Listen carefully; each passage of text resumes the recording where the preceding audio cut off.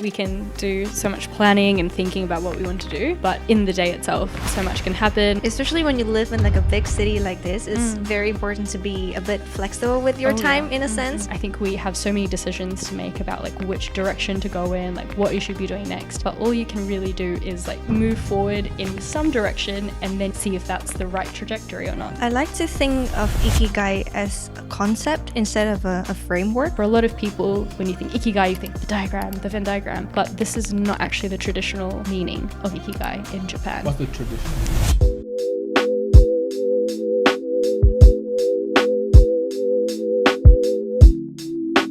Hi guys! Welcome back to another episode of Passion Project Japan. I'm Theo. And I'm Gia. And today we have our special guest and friend, Emma. Hello! So if you notice, we are in a completely different space today, and the person who connected us to this Beautiful studio Beautiful studio. is Emma. Yay, Yeah. thank So you. you want to tell us a little bit of where we are Yeah, recording? for sure. So we're currently in a studio space in Shimokitazawa.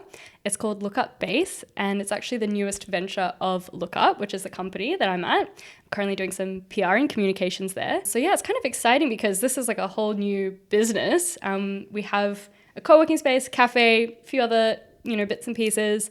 But this is, just something we're working on. And when I thought of, okay, what can we do in a studio space that's creative, exciting? And I was like, PPJ. So I'm going to contact Theo and Gia and let's see if we could do something. So here we are.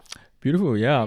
So I've known Emma for like a couple of years now. I guess we met, we were working in the same creative agency.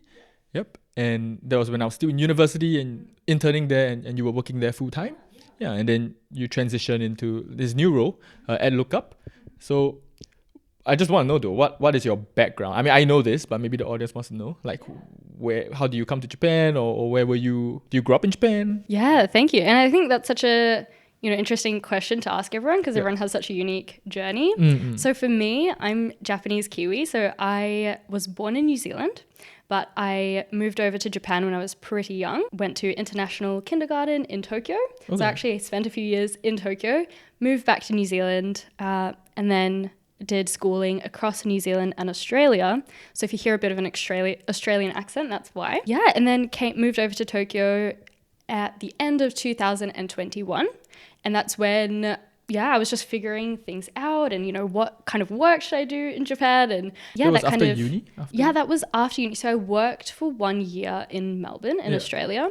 So I worked at a startup company, which was pretty cool. But because it was COVID and didn't see family for a long time, so that was one of the big reasons why I wanted to actually move over to Tokyo, because I had my mom and my brother over here. Yeah, made the leap. And then from there kind of was able to explore the creative world. That's where I met Theo.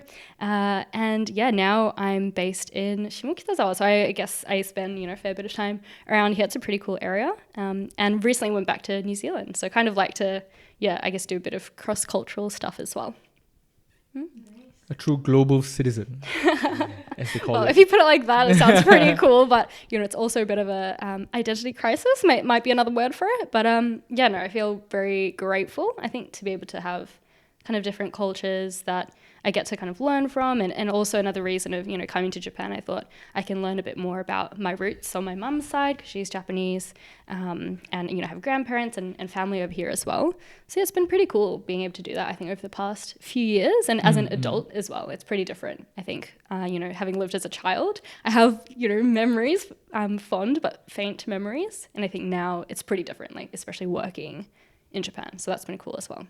I think Emma is also one of the most, how do you put this, cognizant of your own like emotions and in tune with your sense of being, of being like, and I really respect that. Thank you. Yeah. I know that you've maybe done some stuff or taken some, not just courses, but like tried practicing like, stuff like journaling, stuff like reflection and everything. Where did that interest in all that come from? Ooh, yeah. So I think that's something I've been interested in for a while, but especially recently I've been a lot more, I think, proactive in doing things like journaling, reflection. I've also been doing participating in a coaching program as well in Tokyo, which I might get into a little bit later. But all of these things I think just help me to understand a little bit more about, how I operate and how I think, because that really helps with I think just like daily, you know, life, but then also work, and then how I can use my strengths, I guess. But also I do kind of recognize that I can be, you know, in all the best ways, like emotional at times. And then like, how do I, you know, kind of, I not necessarily utilize, but play that to my strengths as well. So like learning, you know, what emotions are, and like how I can use them. And so that's come a little bit from my undergrad. So I did neuroscience actually. So I majored in neuroscience, but my undergrad was in kind of health sciences. Neuroscience? Like brain stuff? Yeah, brain stuff. So that was over in Melbourne. So that's, I graduated in 2020. And that was before I started working at the startup. And the startup was also kind of healthcare related. It was in to do with, I guess the disability sector. And then it was a matching kind of platform there. So there are a few things that I think, you know, there's that quote by Steve Jobs about, you know, you kind of work on connecting the dots, but it's only when you look back that you can see how they've connected. And so I feel like I've been making a lot of dots and then seeing kind of how they connect, because a lot of the things I've done have been off the, you know, beaten path, I would say. So but I think it's all been pretty cool. Like right now, I definitely try and have like my morning routine also include being able to do things like stretching, yoga, where I can do journaling also in the morning, because that really helps to kind of set my day and like tone for the day. So you do it in the morning, not after? I think or you do it twice? Well, sometimes I do it twice. I think when I'm really like switched on and into it. But of course there are days where I'm so tired, just after a full day of work. And so I think I'll just crash after work. So I think that's why the morning is like a really nice time, so that you know, if I'm kind of giving myself some space to write, to clear my thoughts, and then I'm kind of set up. So I do try and do that as much as I can. Do you guys do like journaling or like things like that? Self-reflection? I think Theo once tried to, you know, do some kind of journaling yourself, right? Yeah. I do. I'm not the most disciplined guy when it comes to like journaling and free writing. Do you do it like handwritten or on the laptop? I've done both actually, which has been interesting, because I've tried Notion for journaling, and I think we probably all use Notion, so it can be really good for that. But I just found that it was feeling a little bit like work, because it's like, you know, get the laptop open, and so I think there's something I just really like about pen and paper when because I can do it anywhere, and I think it helps like keep my mind kind of still. But there are times where I just want to quickly type something that I might do that too. So. Hey guys, did you know that we cut our interview into bite-sized chunks of content? So if you want to go back to your favorite insights, please follow us on our social media at Instagram, TikTok, and LinkedIn at Passion Project JP. There's this new application, like I saw. It's by this guy called Farza, who made Build Space, which is this like program for like entrepreneurs and stuff. But he recently created this thing called Free Write, FREEWRITE .io. So you can just download. It's completely free. Awesome. And you can just go on your MacBook, and it's a very beautiful kind of app. It's very, very simple. Basically, there's a timer there. It's just like a text thing, and then you just type for 15 minutes. No notes, no planning, no nothing. You shouldn't edit your text or anything. You just kind of verbal diarrhea like from your mind to there. But the interesting thing is that he then incorporated like a little bit of an AI element, whereas like there's a bit of like, you can use ChatGPT, you can use Claude to help kind of like sort out your thoughts, like post verbal dump, and like, these are like the things that you learned, these are the insights. And then the idea is that you build that, you just keep doing that every single day, 15 minutes, 10 minutes, however long. And then you have the ChatGPT or AI to help you sort out your thoughts. And then you can build something like, you can like sift out your thoughts. You can be like, what was I thinking about this day? And then they can like kind of put it. What was I thinking about? I don't know if you keep talking about airplanes. Like, what was I thinking about airplanes? So what are the startup ideas that I had? And then they can help you like kind of sift up those information. But I want to try that. Yeah. I haven't tried it. Okay. Because I'm lazy. But I do. Yeah. It sounds pretty cool though. And I think of all the so many tools now that can help you to do these things that you just couldn't even imagine before. So I think just like trying and like seeing what works, that's honestly just the best way to do it. And there's a author and neuroscientist named Anne-Laure Lecomte, who I've been following for a little while. And she has a lot of really great suggestions around this sort of, you know, being able to reflect, but also use tools to kind of help you in that process. Some people prefer pen and paper, but if you have like a cool AI tool that you can use to help you, you know, sort through your thoughts, like why not? So yeah, if you give that a go, let us know how you find it. Yeah, for sure. Yeah. I am a pen and paper kind of person when Oh, it yeah? comes to Nice. writing down my thoughts and also like sorting out the task. So I haven't practiced journaling, but what I usually do almost every single day is that I have a pen and a paper, and then I write down all the tasks I need to do that day in specific time. For example, 9 a.m. I would wake up, do some breakfast, and then 10 we'll do this and that until like midnight. So I have the whole day wow, planned out nice. on my paper, and I will have just like, okay, I'm done this with this and that and tick it.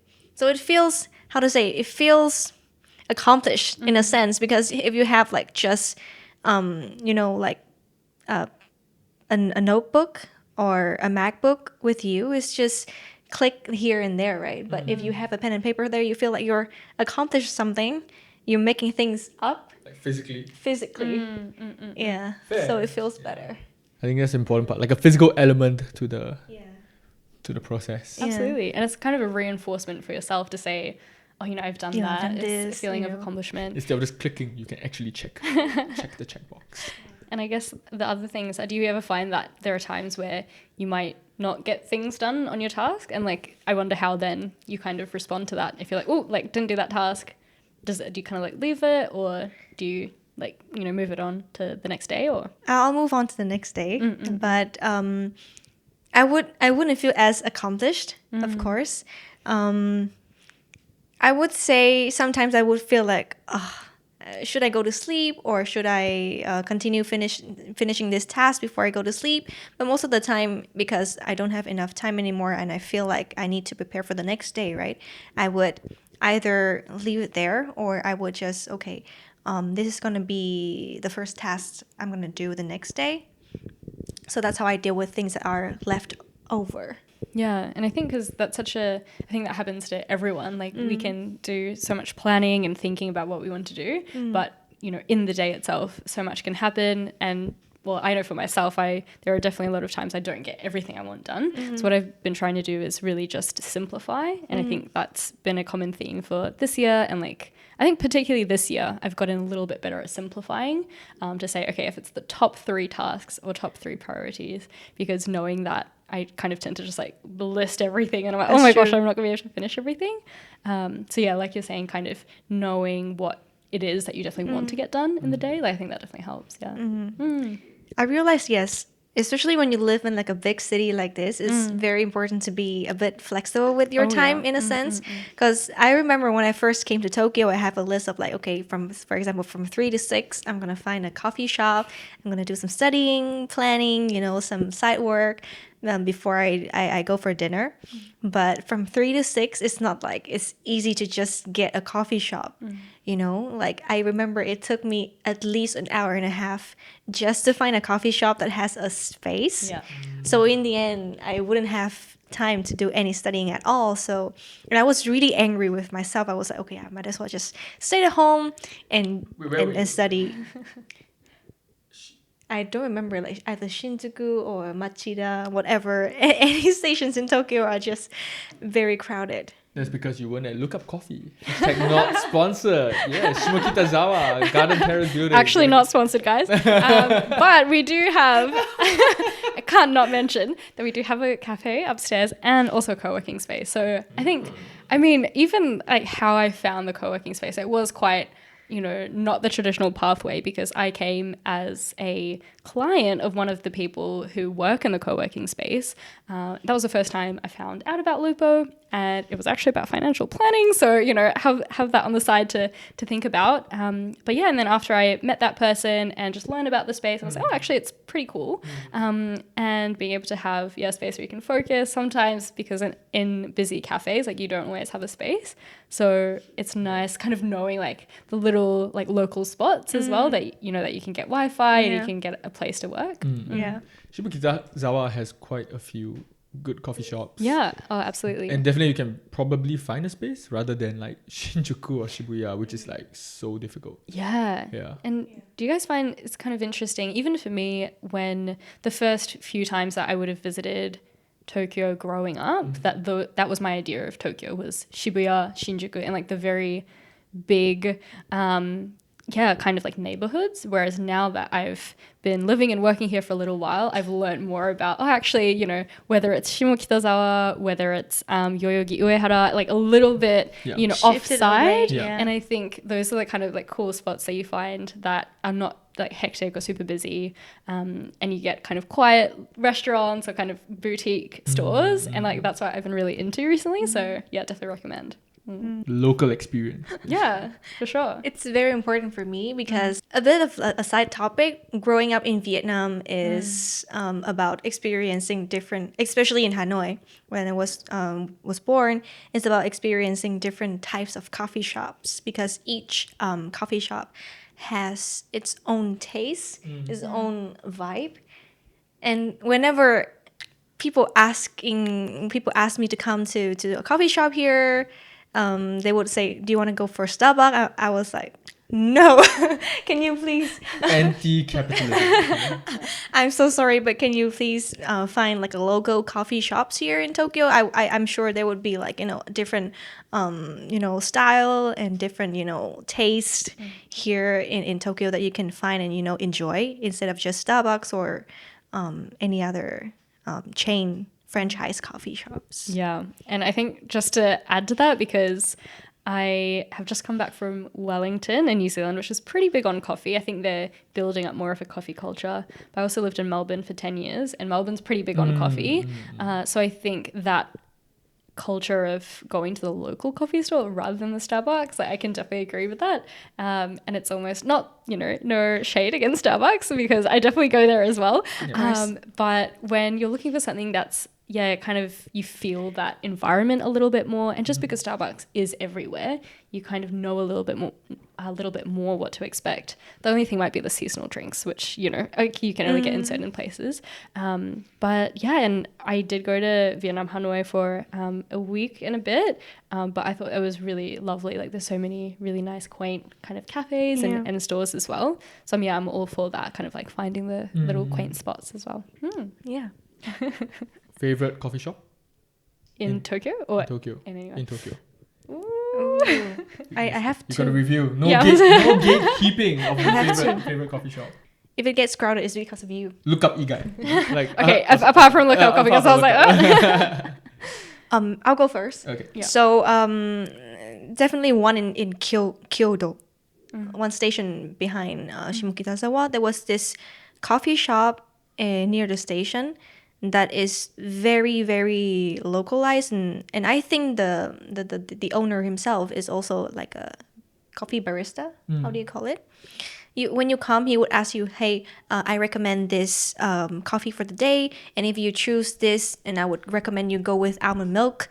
If you choose it, I recommend you go with soy milk. So he has, once you go inside, he will already have like the recommendation for you.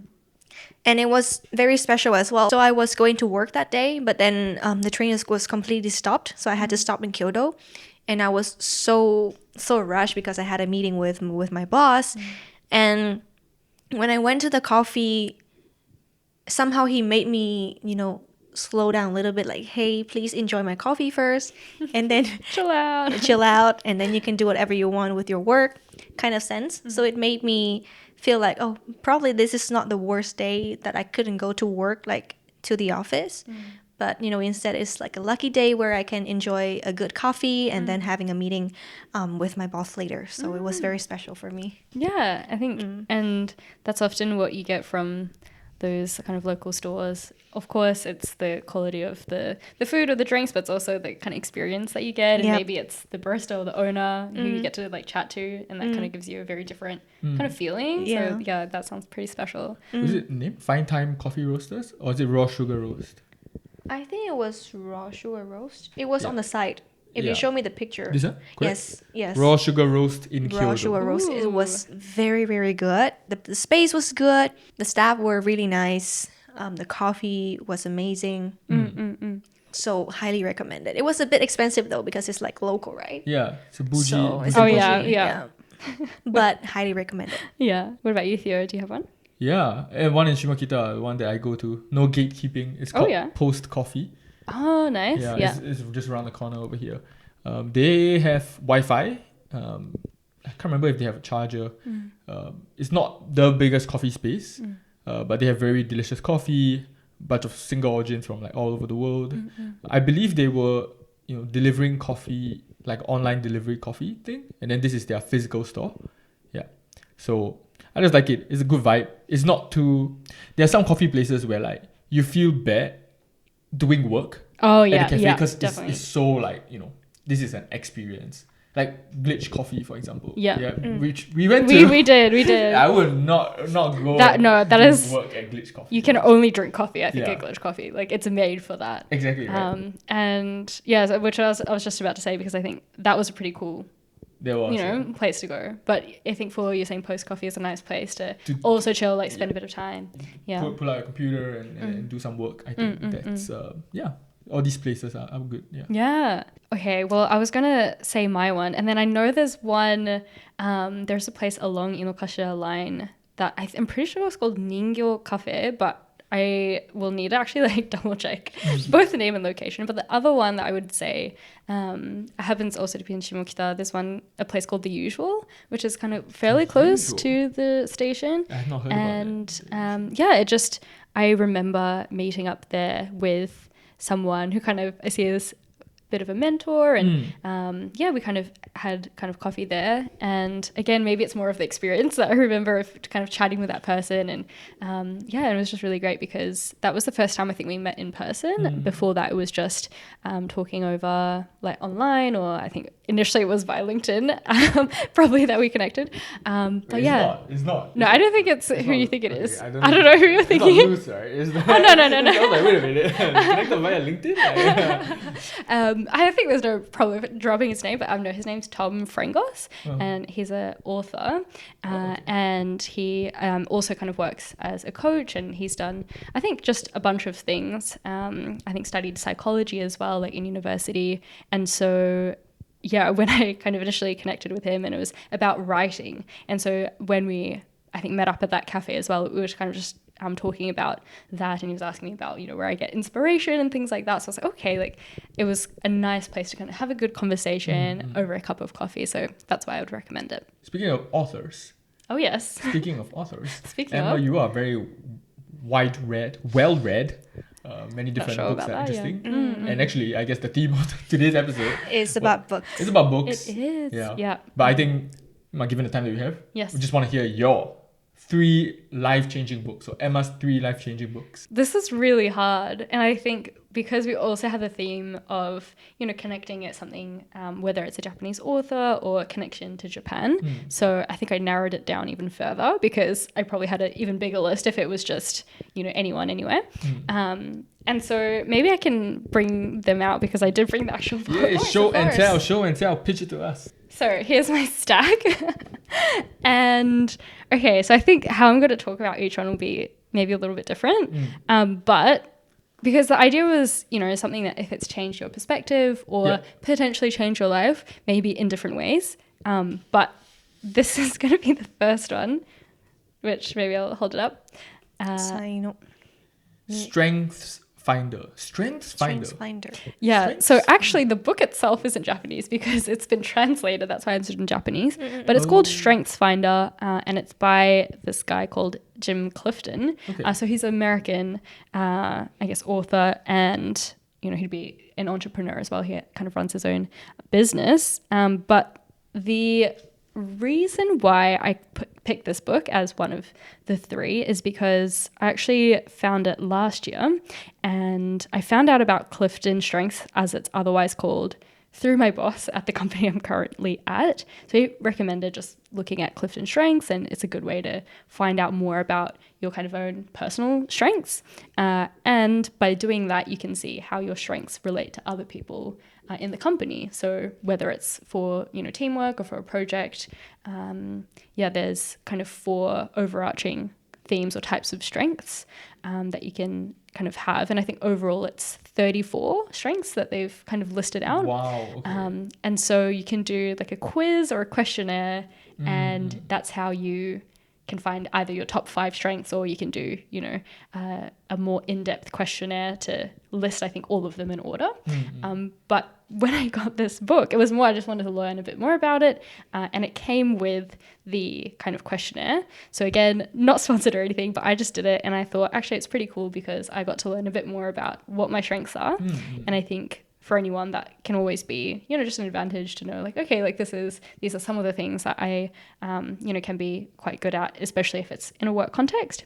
And I guess it's connected to Japan because, it was my Japanese boss who recommended it to me. And after doing that, there were some strengths that I almost, not that I didn't know that I had, but it was more of a reaffirmation because I think often you're like, oh, like, I don't really know, or I know this? I like definitely have doubts. And so this was kind of a way to say, like, okay, like maybe this is actually something like I can be quite good at. And one of them was like empathy, for example, that came up. That's one of the 34. One of the 34 strengths was like empathy. Some of them have like kind of specific names. I think it's like registered or trademarked or something. Not empathy because it's a normal word. Trademarking empathy, the least empathetic thing you can probably do. So. But I think, for example, like connectedness and relator, there are 2 other ones. And that's kind of to do with connectedness, is how things, are actually connected, not just, in the context of work, but more broadly as well. And seeing, I guess we're talking about like connecting the dots before, but kind of like that. And also how relator, which is more to do with people, it's like relating, like understanding like that person's strengths and kind of helping to, whether it's like build them up or like support them. Anyway, that was like pretty interesting, just like learning a little bit more about myself. Right. And so that's, the first one Strengths I would Finder. recommend. Strengths Finder. It's kind of like almost MBTI-ish or personality. Yeah, exactly. Understanding yourself. Yes. Better. But I think the interesting thing is also like how can you then work with other people? How can you synergize your strengths? Be a strength multiplier. Whoa. You know what I'm saying? There's Strengths Finder. military jargon. They always say, really? like you gotta be a force multiplier. Like okay. Because like addition is like you guys are just stacking your strengths, but multiplier means that like it's like you can, I don't know how to say it mathematically, but it increases exponentially. Oh yeah. You gotta drop in some math words. But okay. Yeah. Okay. So that's the first book. So then maybe I'll go and introduce the other 2 as well. Okay. I'm going to do maybe this one next. Yeah. Oops. Can we see that one? How we live will be how we work. Yes. How we live will be how we work. And this is by Eriko Suzuki. And she's, definitely someone I admire. I've been lucky to, have opportunity to speak with her more often because I've joined this LEAP program, so the coaching program I mentioned earlier. It's a 6-month program. I think I'm in the 4th month now, and she's one of the co-founders of the kind of wellness community. It's called WellC. So it's run alongside Reiko Suzuki. I think they just happen to have the same last name, but that I know of, they're not related. But they're both 2 wonderful women. And I actually found this book, I think, before I even joined that coaching program.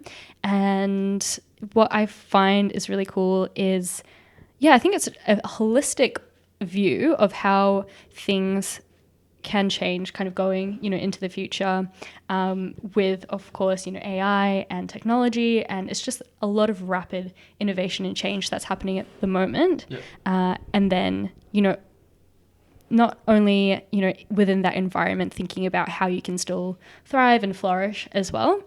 So she talks a lot about, finding your own confidence, community, and being able to, I guess, like connect with other people as well. Is it only in Japanese? So I think that I know of it's only in Japanese at the moment, but there definitely could be an English version coming up because she is bilingual. She speaks English as well. Because the title is like, English. Yeah. English, yeah. I will have to check. But she's, works as an investor. She's like an impact investor, I think, particularly also in like technology, social impact, and wellness. And she's, also works, kind of as a coach. So I've done sessions with her where it's more to do with kind of breath work. And so I think that's really interesting, like kind of a holistic view, not just on one sector, whether it's technology or Web3, but it's like, how does that connect with the bigger picture when it comes to wellness? And I think those are things like I'm really interested in. And then I think just a couple of special mentions from the book would be, she also talks about almost like the view of a family as a community in itself. And not to say that it's community management, but in a way, how you kind of approach that family is approaching a community that you might, look after as like well. Family? Like your blood family? Yeah. So whether it's like, I think because she's a mother of 2 kids. So, whether it's in the house and, because things need to get done, you got to like delegate tasks and not in the sense that it's work, but thinking about, how things can run better and for it to be fun as well, I think, for everyone. So I thought, actually, that's really interesting. And that's why I thought it's something that it changed my perspective on, because I've never thought of family in that way, if that makes sense. Like family as a community, community in a sense? Yeah, it's like a small community, because not to say, so the community manager. Yeah, I think so. And that might be the parents, but it's also then the idea that maybe the kids are going to be, helping out with chores and tasks, and it doesn't have to just rely on the parents. Like the parents, it's always going to be the parents' responsibility. So then if you think about community management, you're thinking about, well, how can we, have events that people want to go to? How is it going to be fun? But then if you think about it, it's like, well, let's go to a weekend away with the family, but that's also like a mini event, or, traveling with the family. Again, like there's a lot of logistics that go into it. And I think when you think about parents and their well-being, like it's a lot of tough work, because they have their own, often like jobs that they're working on, and then it can be hard to open up enough time for family time. Right. And so I think this concept almost of thinking of like, okay, it's a little community in itself. It needs time, it needs energy. And by doing that, you're helping to nourish that community. And I was like, oh, that's pretty cool. So that's, one of the things that I think changed my perspective. And then the other just mention in that was, I think, a lot to do with kind of confidence, and confidence for women, particularly, I think, in Japan, because I think each, country will have different perspectives and mindsets, but there's still some, I think, limits for, particularly Japanese women or women in Japan, whether it's to do with their own work, whether it's to do with, negotiating salaries, things like this. Because she's kind of a trailblazer herself, she kind of like sets the tone for like, well, actually, if you believe, you can do it, and these are the ways that you can do it, and having community and people who support you can really make a difference. So I just thought like, wow, that's really cool. And having someone like that kind of role model for young girls is going to be really important. And does she talk about like the tactics? Like, she or does. It's more like just the mindset of confidence? I think a bit of both. Okay. I think also like she explains a little bit about the background of maybe why, it can be easier to feel less confident in the first place, because it's not just an individual thing. It's, it can be a societal thing. And then with that kind of as a basis, for example, whether it's to do with like aesthetic and how much time and energy and money you might spend on looking or appearing a certain way, but to just kind of reframe that as, is that really your own personal priority, or is that something that you might feel has been kind of placed on you, might be more of a societal pressure? And is it even, fun or interesting to begin with? Is that going to help you be yourself kind of truly? And I think just even that question of like reframing, okay, like maybe that's not something that's going to make me feel, a certain way. And I think that just kind of made me want to connect that to, Gia, I know you've done a lot of like wellness and like health, or like videos about health and maybe like gym and things like that. And I think that's like a big part of it. Like even, having that strengthening yourself is not just to do with aesthetic, it can be a lot to do with your own health and like how you feel about yourself. And I think that can also lead to confidence. So I think that's some of the things. I've just made it very broad, but there's a lot of goodies in there. So that's what I thought I'd suggest as well. Yeah, I actually completely agree with that. I don't work out just because I want to look nice, or I want to follow a certain body type. I work out until this point in time. I work out because I feel like being healthy and having muscles makes me feel confident. Yeah. And there's like a ripple effect. Yeah, it's like a ripple effect. It's not like, oh, I want to be pretty. I want to be like other, and like I want to be like other influencers or whatsoever. It's more like, if I maintain myself this way, I would feel confident. You know. Yeah. Understand. It's a confidence multiplier. You know, you Yeah. do some activity that will grow your confidence exponentially. Yeah. And a lot of people have been asking me, like, why would you have to do this? Why would you have to be so like disciplined in terms of working out? Like, why do you have to work out every day? Because otherwise I would feel really stressed. For me, it's an important thing in life that keeps me myself and keeps me confident. It makes me feel like I'm carrying myself properly. So yeah, as you said, it's very important to know, even if you feel inconfidence from the first place, it's better to, you know, try to change it in the future. So one other example that I can say is that, for example, when I first came to a new job, I wasn't really confident with my Japanese. I didn't really talk to anyone. But instead of like saying, okay, I should change the environment, or I should, you know, find a place that I can feel more confident, for example, speaking in an English environment, I try to, okay, let me learn Japanese, let me try to take on different roles so I can improve my Japanese. That's when I start feeling so much more confident in handling clients, in handling colleagues. So comparing me to 6 months ago, I would say I feel so much more confident in approaching like my colleagues, or even like starting to have business negotiations. I have enough vocabularies, the Japanese to do that. Confident is something you can really build and feel by changing, or, you know, improving yourself. Yeah, absolutely. Yeah. And I think that's a really nice reflection as well, to think of, you know, comparing yourself to you, because it's easy to compare yourself to other people. But I think you, in general, and I know for myself, you don't get very far with that, because you're on different paths and different trajectories. So probably the best thing you can do is compare yourself to, you know, where you were yesterday or where you were 6 months ago, and then you can already see how much growth or improvement you've had. And I think so. Another one that I wanted to add, which I remember just putting in a little, wow. I put a sticky note in there so I wouldn't forget. But you guys might have heard of the PDCA. Oh, yes. Like, I think that often comes up in like business, maybe consulting. PDCA? Plan, do, check, action. So it's kind of like the cycle of like how you approach maybe tasks or projects to see what works, what doesn't work, what needs to change.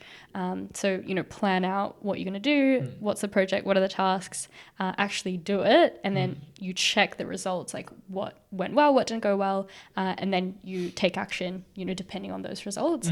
And so I think that was more maybe a traditional one that was being used. And so another one that Eriko suggests in this book is about observe, orient, decide, act. And I think they're quite similar, but in a way, this could be a little bit more agile. And I think she's trying to suggest having enough flexibility so that, you know, it doesn't apply to just work, it applies to anything, you know, so observing your surroundings, your environment, yourself, and whether it's, you know, yourself in your work environment, and then kind of orienting by saying, you know, I think we have so many decisions to make about like which direction to go in, like what you should be doing next, but all you can really do is like go, you know, move forward in some direction, and then you kind of see if that's the right trajectory or not. So I think that's how you kind of like orient yourself, and then you have to decide, you have to like take that, you know, make that decision. And I kind of link that sometimes in my head. There's a quote, I can't remember who quoted it, but she says, don't make the right decision, make the decision right. And I was saying that to myself quite recently when, you know, there were things I was like, oh, like I should have done this, I should have done that. And it's very easy to kind of look back and think you should have done something. But oftentimes, like, you've made the decision. So what can you do in that moment, in that decision, to make that the best decision you can and like make the most of that? So that's kind of like the decide part. And then act, that you actually have to carry it out. And I think that's something for myself I've been working on, because I do tend to overthink at times, and then it becomes very cerebral. You're kind of just thinking about it and you're not acting. But to actually see what's going to happen, like, you do need to act. One thing first, I don't know if it applies to all the corporate cultures, because you work in Australia too, so you can give me some reflections. Yeah, sure. I feel like Japanese people really like having models Yeah, probably. Like frameworks. framework Yeah. in their work Is culture. it Japanese people? But it's like Yeah, all that's over why the- I'm asking oh.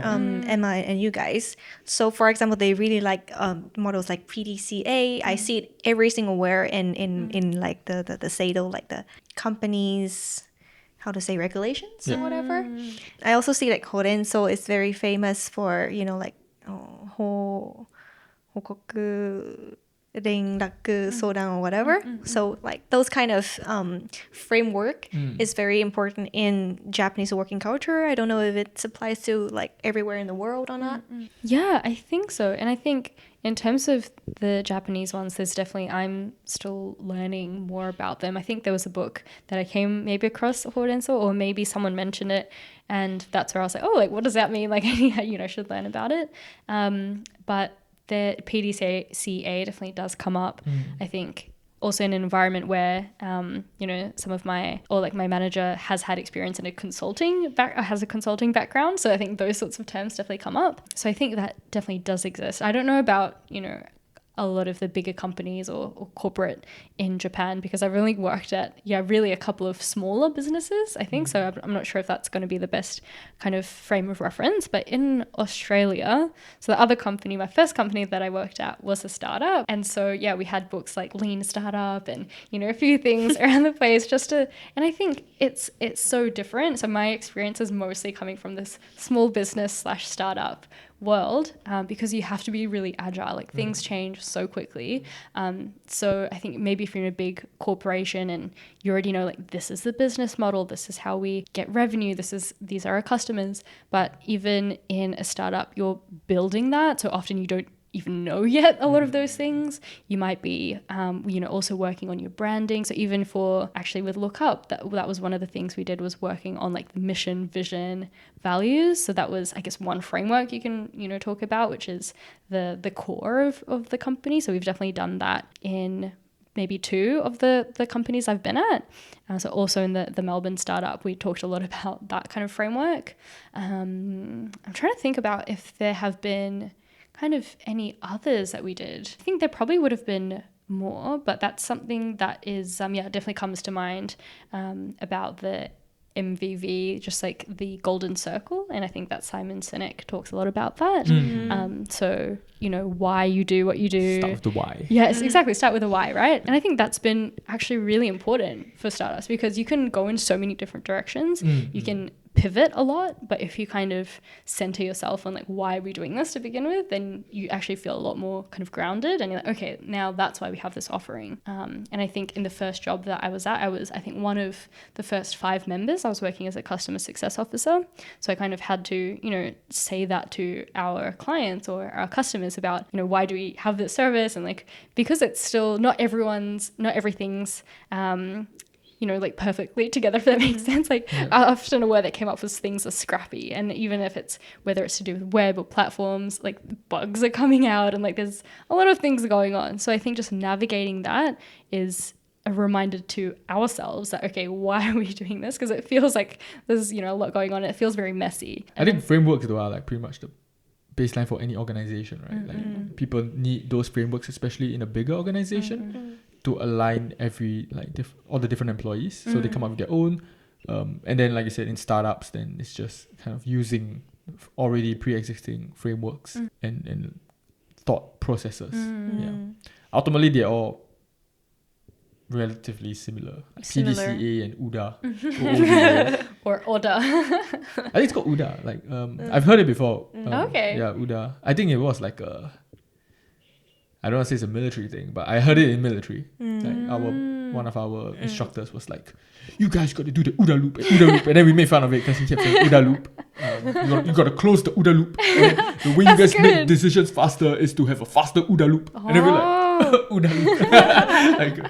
Like stupid like conscripts. OODA loop. Yeah. But now I see where it's coming from, right? Like why he's so like insistent on us learning how to close the OODA loop faster. Because the faster you can observe, orient, design, and act, then things move faster. Whereas if you take too long to orient yourself, then it's like your OODA loop will forever be in motion. Yeah. Never closing. Yeah. So I think that's a really good way to think about it. It's like, okay, we have to close the loop. And it can be hard to do. So just like remembering that it comes in cycles. Yeah. Definitely. And there's another one that I'm just trying to remember what it is, but you always, when you have like the document that you create for, it's like the reference or like the manual. What do you call that? I think you had a name for it. Manifesto? No, not a manifesto. Not a manifesto. Wait, but it's like SOP? Oh yeah, SOP, standard operating procedure. That's it. I don't know if that's really a framework, but just having that is also really useful. I remember when we were working together, there were a couple that you created. I was like, wow, this is really good because... Did I create SOP? Yeah, you did. For what? SOP. I think it was for... I don't know if I can drop the client's name. But writing? it was like a writing project. Right. And, actually, no, and because by having that, anyone who's involved in that project can first look at the SOP to say that, okay, this is what needs to be done. That's the standard. And then base the, whatever they have to do from that. Because it's very easy to go off script and, do whatever. So like one thing that I learned is that you're trying to ease the cognitive load of people. And once you ease that cognitive load, I think that's when creativity and different ways of thinking can come out. But the initial part is always like, difficult. So that's why I think SOPs or checklists are pretty important because they give this baseline where it's like, okay, you don't start from like here, right? If that's at the end of the project, you start from like midway and therefore like the quality here will be better. Yeah, so that's why I think like having that is pretty important. At the same time, like sometimes working in the creative industry, you don't get, there's no blueprint, right? And for me, that's like so difficult to try to grapple. It's like, okay, there's just this big white blank canvas and like, where do we go from here? And it's trying to figure that out. Absolutely. And I think what you're saying about, that's kind of the iterations, right? And I think I remember in the first company I was working at, which was, it was a tech product. So it was SaaS, software as a service. And so having that meant you did need to continue improving the project and have iterations. So you do that through, user interviews and hearing about people's actual experience with it so that you can improve the product itself. But I think, like you said, having some sort of a perfect product or a service from the start is just almost impossible. So you kind of have to iterate and just like keep developing it so it's going in the right direction. So I think, like you said, that's kind of like a good way to go. Last one. Okay. Last one is this one. I've never heard this book before in my life. Wow. Really? Teach me this concept. Well, actually, the reason why I picked this book is not necessarily for the straightforward reason, but so it's called Ikigai, The Japanese Secret to a Long and Happy Life. And this one's by Hector Garcia and I don't know if I'm pronouncing it correctly, Frances Morales.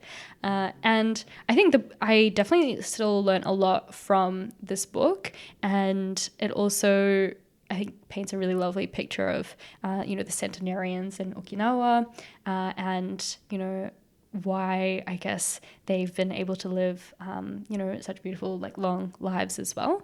Although I think recently the count of centenarians, of course, all of that has probably changed a little bit. And I think that also was featured a little bit in Blue Zones, which was like How to Live to 100 on Netflix. You watched it? Okay. Yeah, because I thought that was also a pretty cool Netflix documentary, and also looks at not just Okinawa, but different countries and cities that have a high percentage of centenarians, which is really interesting.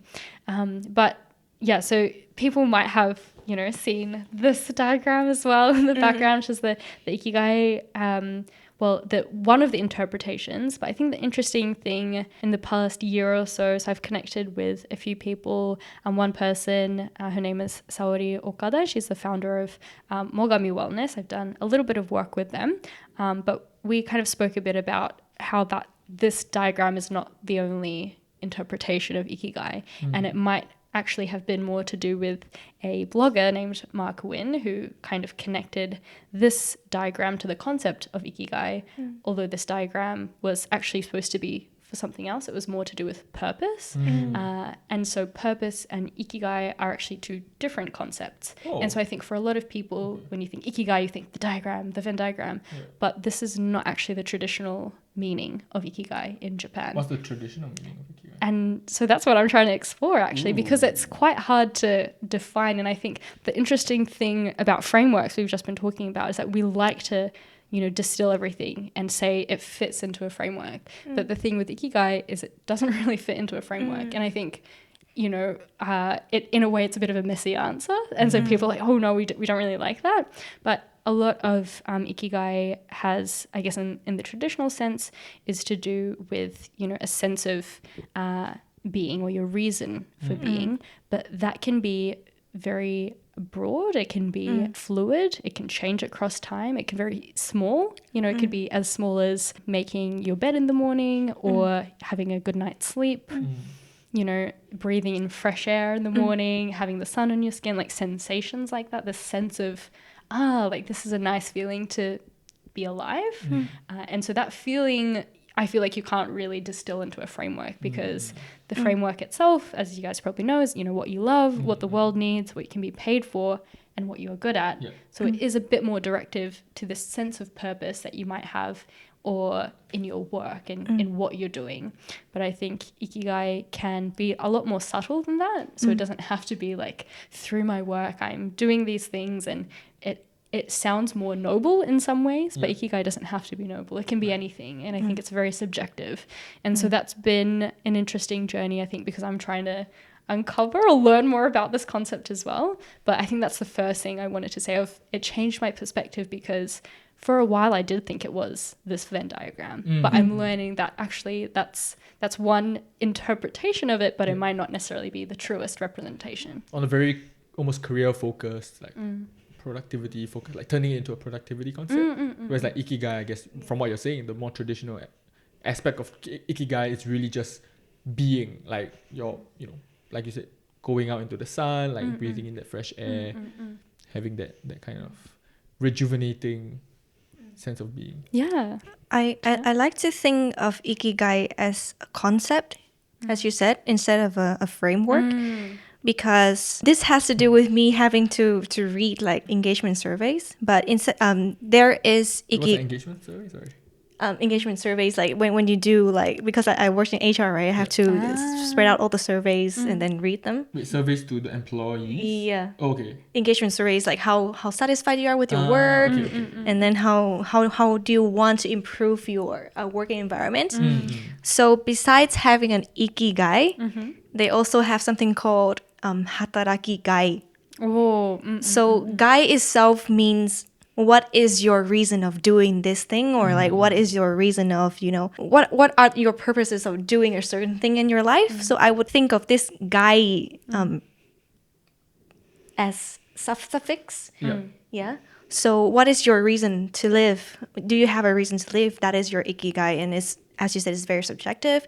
What is your reason to work? What are your purposes of working in this company, in this country, in this environment? So that will be your hataraki gai. So it's not just a framework that you have to follow. It's more like a concept for you to, define for yourself. Oh, yeah. I really like where you're going with this, because I think that suffix of gai, you can also use it for yarigai. Yes. So I use that for myself, because often when we do think of Ikigai as this big thing and you're like, I need to find this middle of this Venn diagram, and you keep chasing it and looking for this. But yarigai is it worth doing? Does it feel worthwhile? And so I think a lot of the things that I've been doing, in my work or in my life, often I ask, is it do I have a sense of yarigai? Is it worth doing? And often, yes, because like this podcast, it's fun. I get to, talk to you guys. It's creative. Other things that I'll be doing in the day. Like even, for example, helping my mom out with her, massage store. There's a lot of, does it connect to my greater Ikigai? I'm like, I don't know. Like, how do you really know that unless you, overcalculate and overanalyze? But is it worthwhile in the moment? And then I think, well, yeah, if it is, then that's another dot. And then that just gives you I think, a more richer experience in terms of your life rather than trying to follow a very linear pathway. And that's another thing that I think I mentioned earlier, the author Anne-Laure Lecomte, she talks a lot about in her book, I haven't brought it today, but called Tiny Experiments. And it's really to think about having an experimental mindset. And I think that almost leads back to the Uda and all that we've talking about as well. But, try that experiment and then how does it go? Because if it gives you a sense of Ikigai, then okay, it's probably worthwhile. Then keep repeating that. And as you do, then maybe the sense of Ikigai or, purpose, like you'll find a greater sense of it. So, but with Ikigai, which is this thing worth doing? Like, is it worthwhile doing? Don't you think that you can very easily justify anything worthwhile doing? Like anything that comes your plate, you can say, but how do you know when, like? Oh yeah, and I think which is really interesting because it almost comes into the realm of coaching a little bit and like needing those frameworks, because let's say if it's in business, like it's harder to be like, oh, is this a project worth doing when there's budget on the line, there's time and employees' time and things like that. And so I think that's when you have to be, a lot more strategic about, is this something worth doing? So, and I think that's something you learn, whether it's in a work context or in a company, about those priorities. So, there was the mention of the mission, vision, values, but then based on that, there's also more the business and the accounts and, thinking about, is it going to be an asset or an investment to the company?